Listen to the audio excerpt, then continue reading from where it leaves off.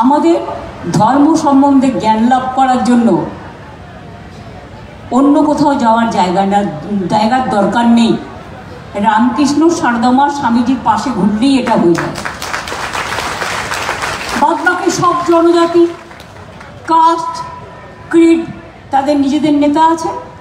কেউ বিরসা মুন্ডা, কেউ জয় জহর, কেউ মতুয়া, কেউ রাজবংশী, কেউ তপশিলি, কেউ অনুব্রত সম্প্রদায়, কেউ উচ্চবর্ণ, কেউ নিম্নবর্ণ। আমাদের মধ্যে কোনো ভাগাভাগি নেই।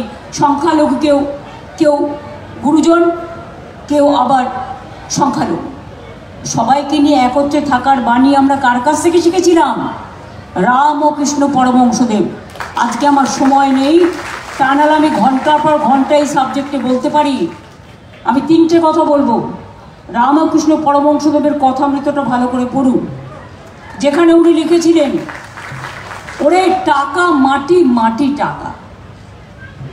মানবিকতার পথ দেখিয়েছিলেন, সামাজিক সংস্কারের পথ দেখিয়েছিলেন, সমাজকে, মানুষকে চরিত্র গঠনের কথা বলেছিলেন এই কথাটির মধ্যে দিয়ে। 2 কি বলেছিলেন? জলকে কেউ জল বলে, কেউ পানি বলে, কেউ ওয়াটার বলে। তফাৎ তো এটুকুই।